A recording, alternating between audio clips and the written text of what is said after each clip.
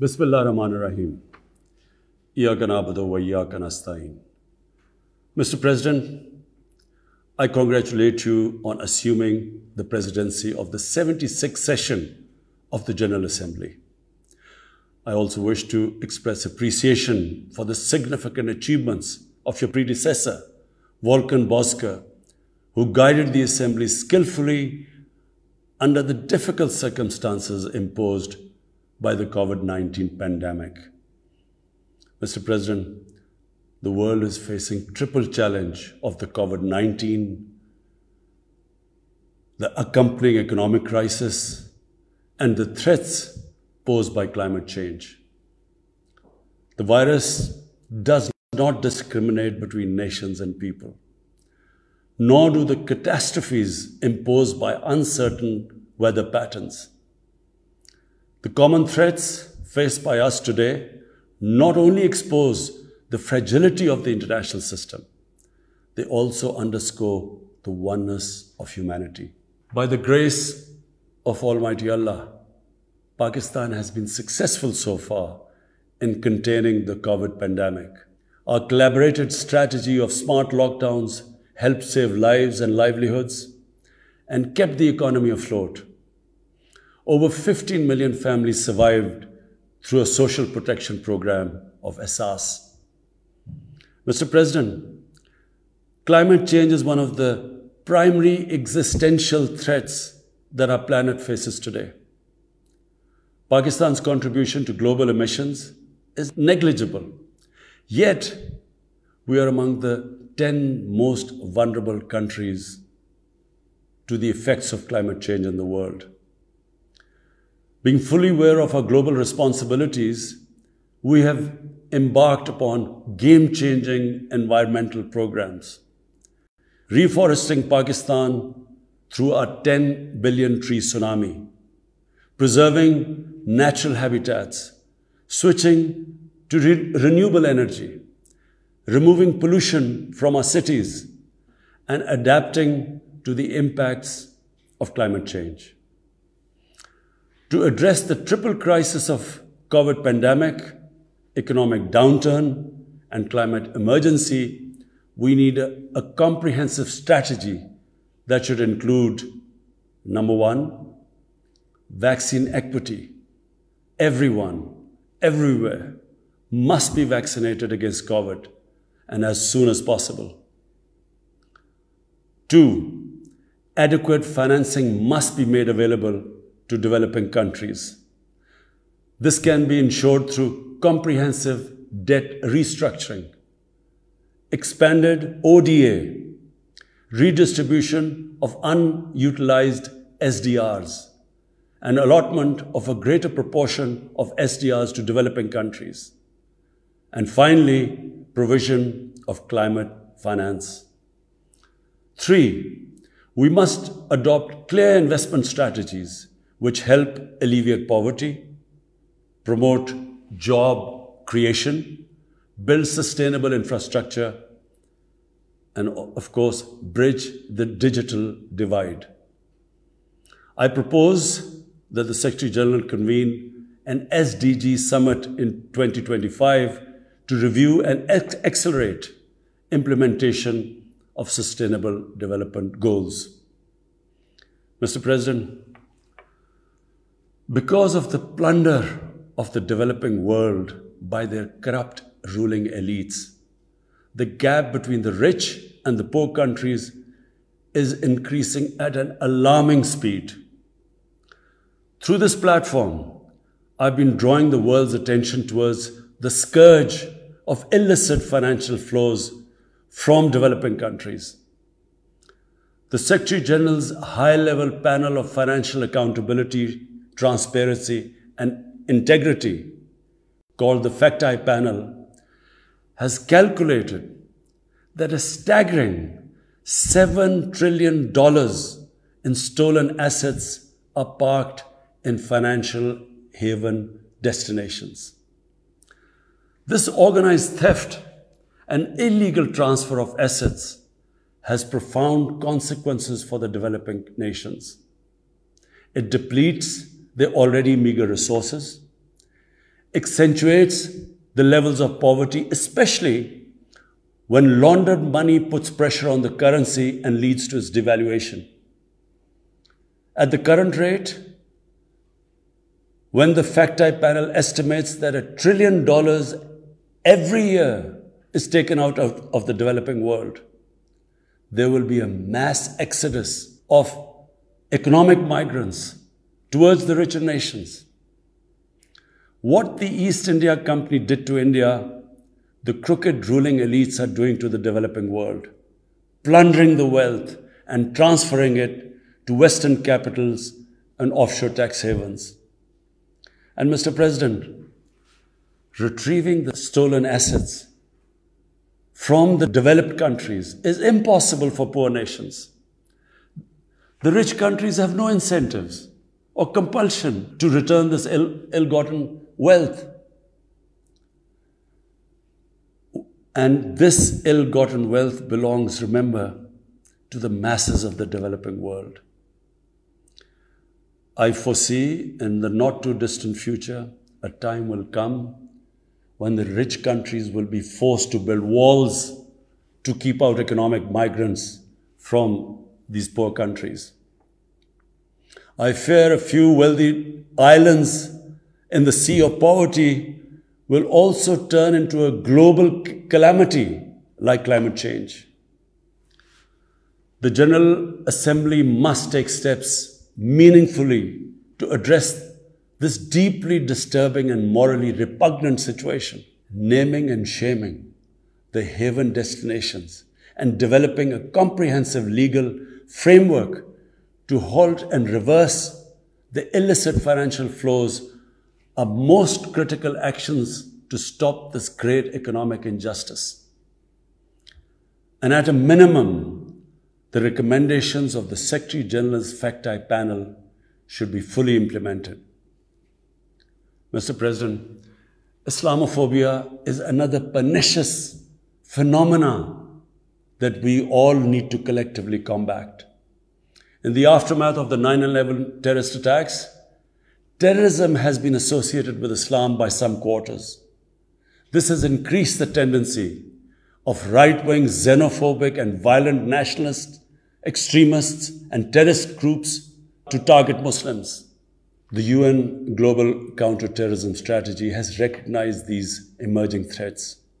We hope the Secretary General's report will focus on these new threats of terrorism posed by Islamophobes and right-wing extremists. I call on the Secretary General to convene a global dialogue on countering the rise of Islamophobia. Our parallel efforts at the same time should be to promote interfaith harmony, and they should continue. Mr. President, the worst and most pervasive form of Islamophobia now rules India. The hate-filled Hindutva ideology propagated by the fascist RSS BJP regime has unleashed a reign of fear and violence against India's 200 million Muslim-strong community.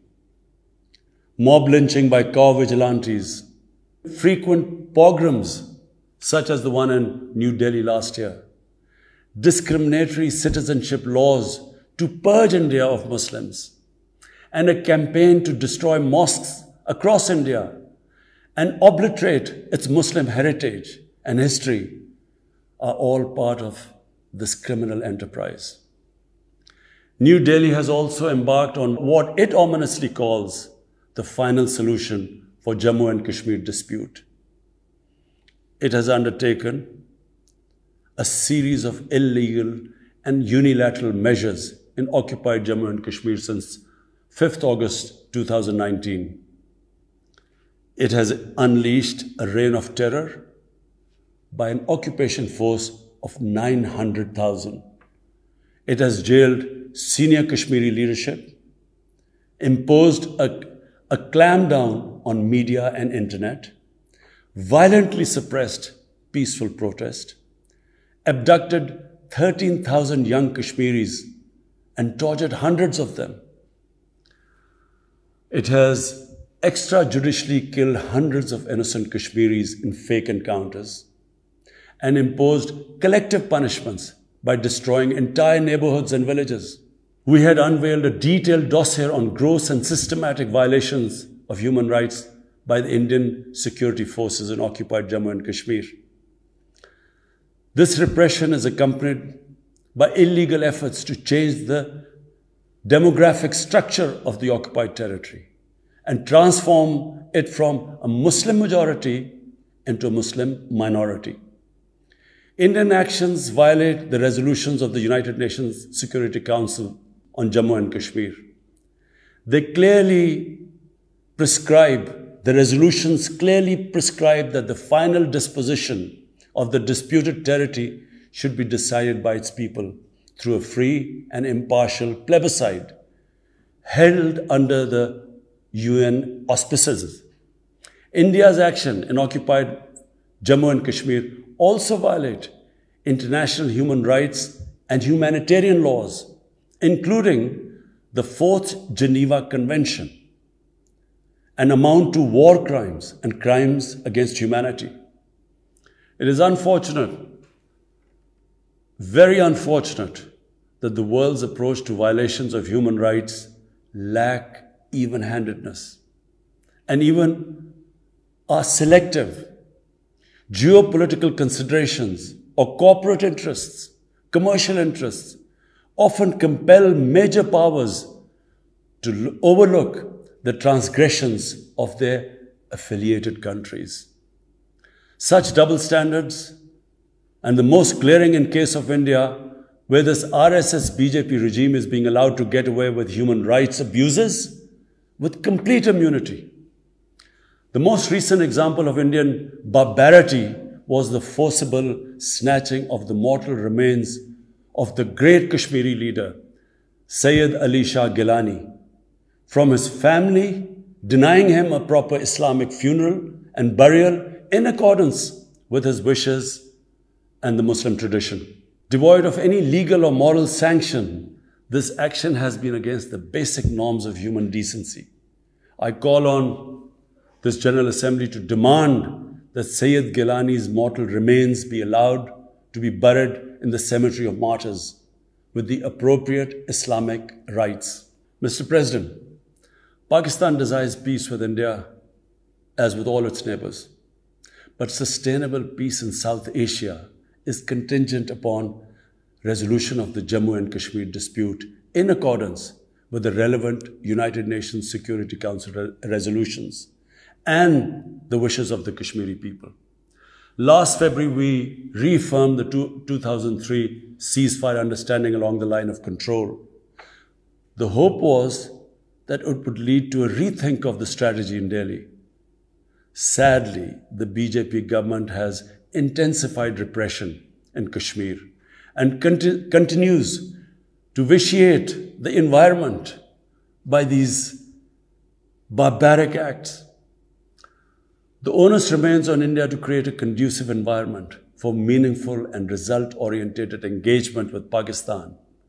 And for that, it must do, number one, reverse its unilateral and illegal measures instituted since 5th August 2019.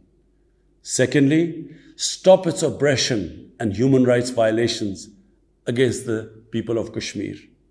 And three, halt and reverse the demographic changes in the occupied territory. It is also essential to prevent another conflict between Pakistan and India.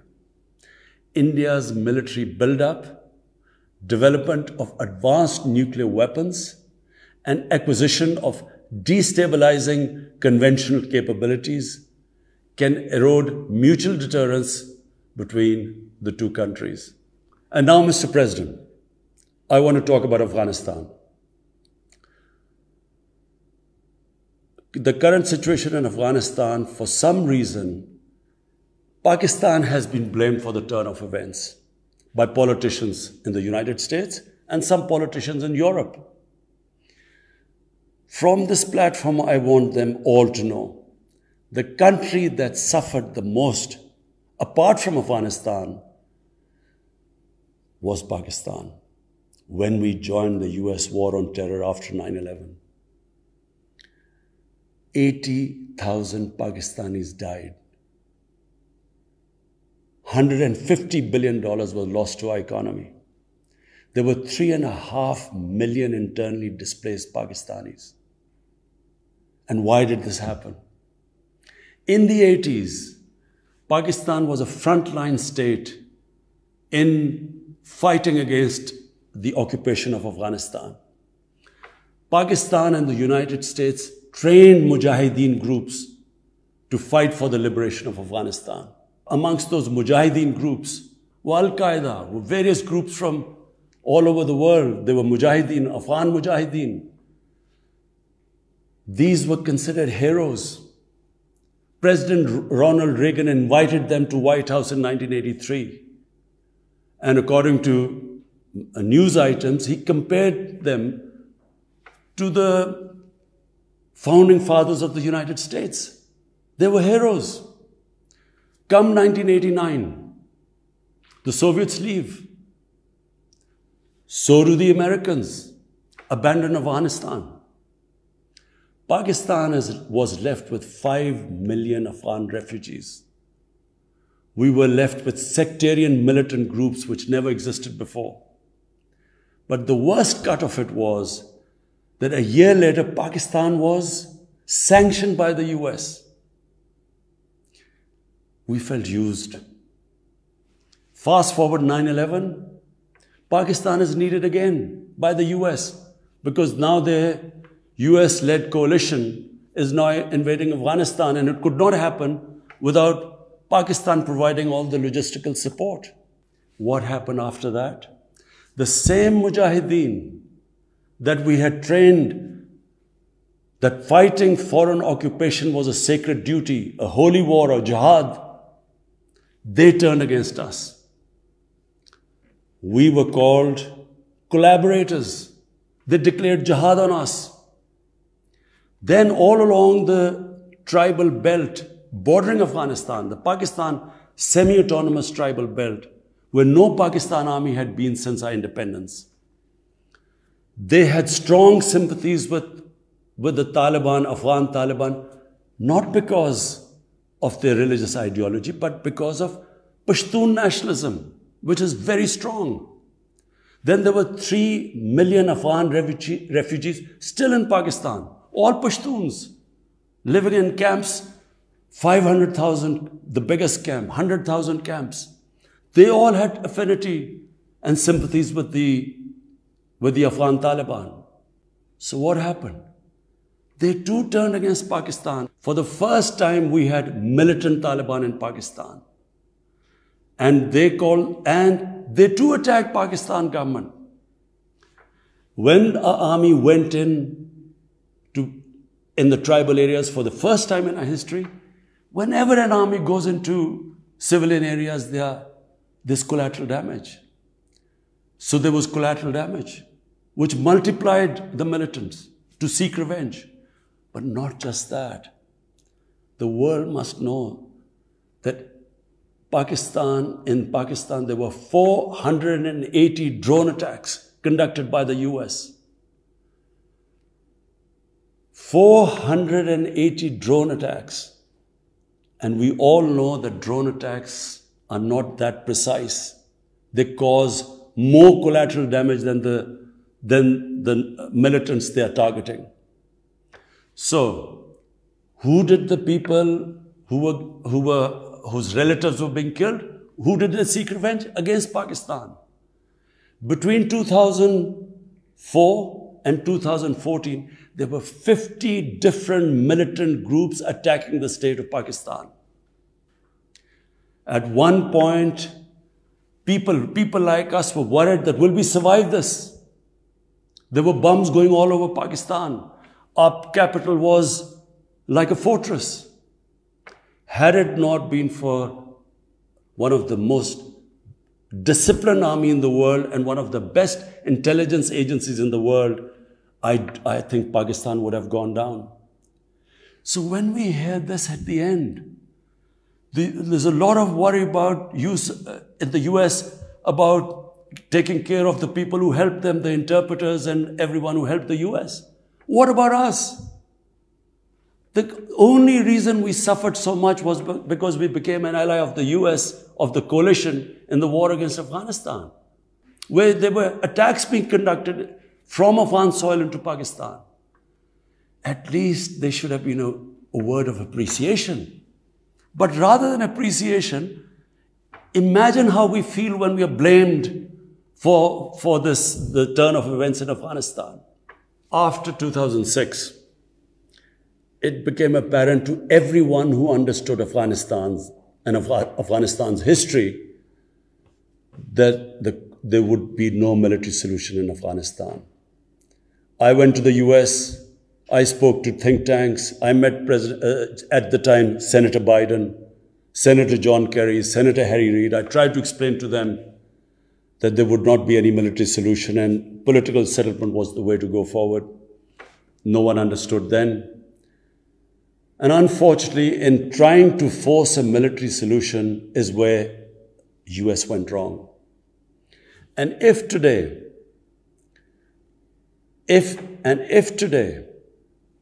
the world needs to know why the Taliban are back in power, all the world has to do is do a deep analysis of why 300,000 well-equipped Afghan army, and remember, Afghans are one of the bravest nations on earth. Why did this 300,000 Afghan army give up without a fight? The moment a deep analysis of this is done, the world would know why the Taliban are back in power, and it's not because of Pakistan. So, Mr. President, right now, the whole world community should think, what is the way ahead? There are two paths we can take. If we neglect Afghanistan right now, according to the UN, half the people of Afghanistan are already vulnerable. And by next year, almost 90% of people in Afghanistan will go below the poverty line. There's a huge humanitarian crisis looming ahead. And this will have serious repercussions, not just for the neighbors of Afghanistan, but it will have repercussions everywhere if a destabilized, a chaotic Afghanistan again becomes a safe haven for international terrorists. The reason why the US came to Afghanistan in the first place. So therefore, there is only one way to go. We must strengthen this current government, stabilize it, for the sake of the people of Afghanistan. What have the Taliban promised?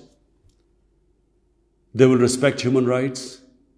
They will have an inclusive government. They will not allow this soil to be used by terrorists. And they have given amnesty. Now, if the world community incentivizes them, encourages them to walk this talk, it will be a win-win situation for everyone. Because these are the four things that in Doha, when the US was talking to the Taliban, these were the conditions the dialogue was all about. So if the world can incentivize them to go this direction, then after all, this 20-year of presence, of coalition presence in Afghanistan would not be wasted, because Afghan soil would not be used for international terrorism. So I end my talk, Mr. President, by urging everyone that this is a critical time for Afghanistan. You cannot waste time. Help is needed there. Humanitarian assistance has to be given there immediately.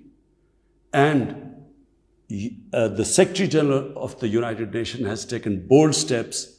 I urge you to mobilize the international community and move in this direction. Thank you.